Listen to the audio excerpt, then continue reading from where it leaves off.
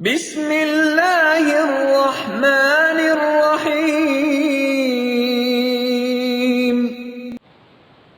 Assalamualaikum warahmatullahi wabarakatuh. Innal hamdalillah nahmaduhu wa nasta'inuhu wa nastaghfiruh.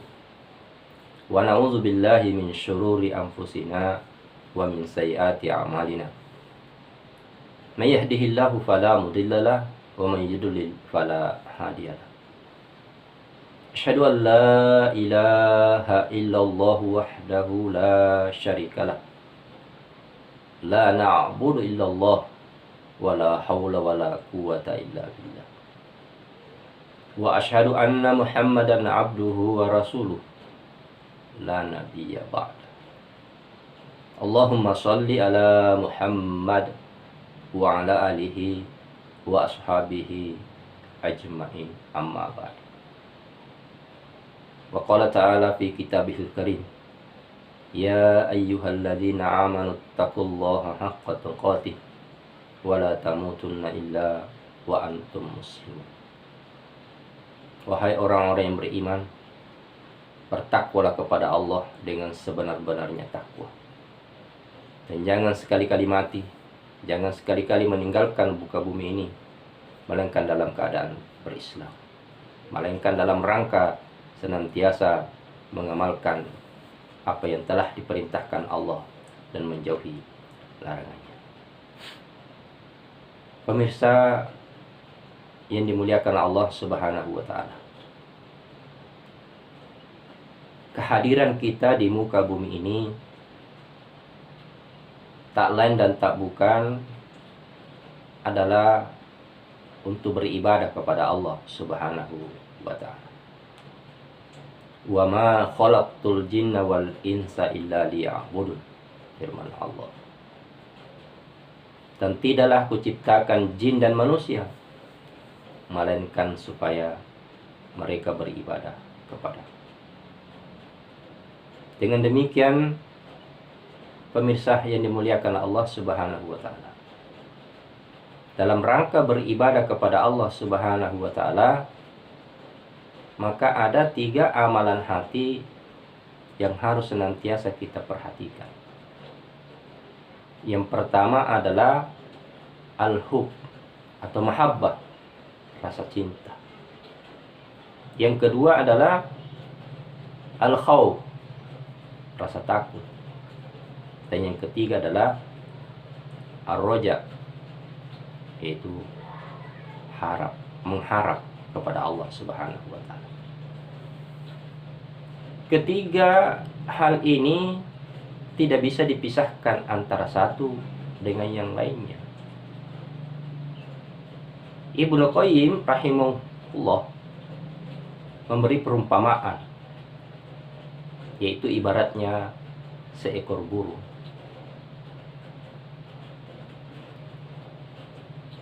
Kepala burung adalah merupakan mahabbah atau rasa cinta.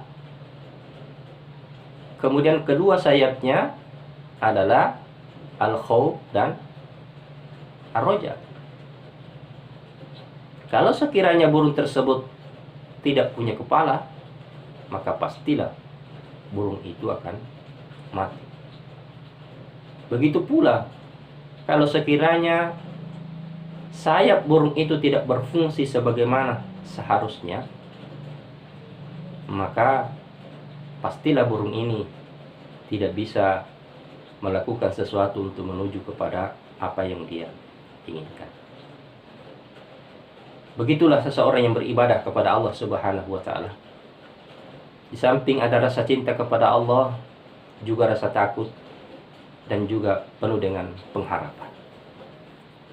Pemirsa yang dimuliakan Allah Subhanahu wa ta'ala, pada kesempatan ini insya Allah kita akan membahas tentang ar-roja. Apa itu ar-roja? Hakikat daripada ar-roja adalah terkaitnya hati untuk meraih apa yang disukai di hari yang akan datang. Jadi apa yang kita inginkan pada hari-hari yang akan datang, atau apa yang kita cita-citakan, itulah ar-raja, harapan. Menurut Imam Al-Ghazali, ar-raja itu adalah lapangnya hati untuk menunggu apa yang dia sukai. Sedangkan menurut Ibnu Qayyim, ar-raja itu adalah lapangnya hati untuk meraih apa yang dia harapkan. Jadi ar-raja adalah merupakan harapan kita kepada Allah Subhanahu wa taala dalam rangka beribadah, maka ada harapan kepada Allah Subhanahu wa taala. Kemudian ar-raja itu ada beberapa macam. Yang pertama adalah ar-raja seorang mukmin kemudian disertai dengan amal soleh. Yang kedua, ar-raja seorang mukmin yang melakukan kemaksiatan atau dosa, kemudian dia bertaubat kepada Allah Subhanahu wa taala dan melakukan amal-amal yang terbaik atau amal soleh.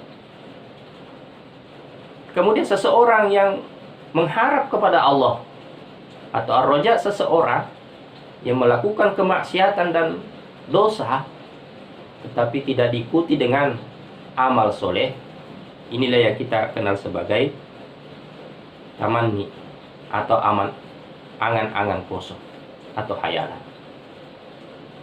Pemirsa yang dimuliakan Allah Subhanahu wa taala, mengenai ar-raja ini dalam kitab Riyadhus Shalihin pada hadis ke-441 dijelaskan. Wa an Abi Hurairah radhiyallahu an Rasulillah sallallahu alaihi wasallam annahu qala. Abu Hurairah radhiyallahu anhu meriwayatkan dari Rasulullah sallallahu alaihi wasallam bahwa beliau bersabda, qala Allahu azza wa jalla, Allah azza wa jalla berfirman. Jadi ini adalah merupakan hadits qudsi. Ana inda dhanni abdi bi. Aku berada pada prasangka hamba. Pemirsa yang dimuliakan Allah, apa yang kita persangkakan kepada Allah, maka itulah yang akan Allah berikan kepada kita. Apa yang kita harapkan kepada Allah, maka itulah yang Allah akan berikan pada hari-hari yang akan datang. Wa ana ma'ahu haitsu yaskuruni. Aku bersamanya sekiranya ia mengingatku. Jadi Allah Subhanahu wa taala senantiasa bersama dengan orang-orang yang beribadah kepada Allah Subhanahu wa taala, orang-orang yang senantiasa berzikir atau mengingat Allah Subhanahu wa taala. Kemudian dalam hadis itu dilanjutkan, demi Allah, Allah Subhanahu wa taala lebih menyukai seorang hamba yang bertaubat kepadanya dibandingkan dengan seseorang yang kehilangan sesuatu yang sangat berharga kemudian dia menemukannya kembali. Masya Allah. Jadi Allah Subhanahu wa taala sangat menyukai, sangat suka kepada hambanya yang bertaubat dibandingkan dengan seseorang yang kehilangan sesuatu yang sangat berharga kemudian dia menemukannya kembali. Begitu juga kalau seseorang mendekat kepada Allah satu jengkal, lalu kemudian Allah akan mendekat kepadanya satu hasta. Kalau seseorang mendekat satu hasta, maka Allah akan mendekat kepadanya satu depa. Kalau sekiranya seseorang berjalan menuju Allah Subhanahu wa taala, maka Allah akan menyambutnya dengan berlari kepadanya. Subhanallah. Pemirsa yang dimuliakan Allah Subhanahu wa taala, inilah pentingnya senantiasa kita mengharap kepada Allah Subhanahu wa taala. Semoga harapan-harapan kita kepada Allah yang disertai dengan amal soleh atau amal ibadah dalam kehidupan keseharian kita, Allah akan memberikan sesuatu sesuai dengan apa yang kita butuhkan. Wa may yatawakkal 'ala Allah fahuwa hasbuhu. Dan barang siapa yang bersandar diri kepada Allah, bertawakal kepada Allah, niscaya Allah akan memenuhi segala kebutuhannya. Kemudian, kesimpulan pertemuan kita pada kesempatan ini tentang ar-roja sesuai dengan hadis ke-441 dalam kitab Riyadhus Shalihin, yaitu anjuran berprasangka baik kepada Allah dan mengharapkan rahmatnya, serta segera bertobat dan memperbanyak amal soleh. Pemirsa yang dimuliakan Allah Subhanahu wa taala, inilah yang bisa kami sampaikan. Tentunya yang benar adalah datanya dari Allah Subhanahu wa taala. Yang keliru, yang khilaf atau yang salah, itu tidak ada unsur kesengajaan. Artian bahwa itulah kemampuan kami yang masih perlu senantiasa belajar dan belajar. Terima kasih atas segala perhatian. Mohon maaf atas segala kekurangan. Hadanallahu wa iyyakum ajma'in. Assalamualaikum warahmatullahi wabarakatuh.